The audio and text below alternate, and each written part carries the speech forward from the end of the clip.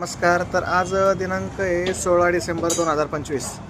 डिसेंबर संपण्यासाठी लास्टचे 14 ते 15 दिवस बाकी आहेत. तर आजचा मेन मुद्दा व्हिडिओ अशासाठी बनवला आहे की आज रात्री 8:15 वाजता पेरोल डेटा येणार आहे. जो लेबर डेटा येणार होता तोच म्हणजे तो पेरोल डेटा तो येणार आहे. तुम्ही म्हणता असताल की प्रत्येक वेळेस रोज डेटा येतोय. आता बघा, सोन्या चांदीचं मार्केट हे 3 देशांवर चालतं. एक तर एशियन मार्केटवर चालतं, लंडन मार्केट आणि न्यूयॉर्कच्या मार्केटवर सोनं चांदी खालीवर जाणार हे सगळं कळतं.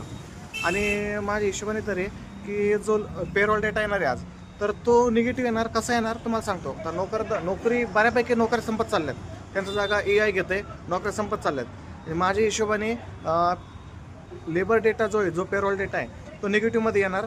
आणि ही सोन्या चांदीसाठी पॉझिटिव्ह गोष्ट आहे. आता तुम्ही म्हणता असताल की सोन्या चांदीसाठी प्रत्येक गोष्ट पॉझिटिव्ह कशी, तसं नाही आहे. एखादी गोष्ट जर जगामध्ये निगेटिव्ह झाली तर ती सोन्यासाठी पॉझिटिव्ह असते, आणि एखादी गोष्ट जर पॉझिटिव्ह झाली तर सोन्यासाठी निगेटिव्ह असते. सगळं सोन्याचं उलट आहे, सोन्या चांदीचं सगळं उलट आहे. लास्ट 14 ते 15 दिवस बाकी आहेत डिसेंबर संपण्यासाठी. एक मोठा मूव चांदीमध्ये आणि सोन्यामध्ये येऊ शकतो.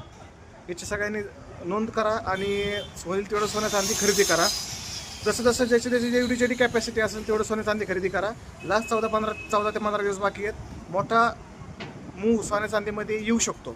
धन्यवाद.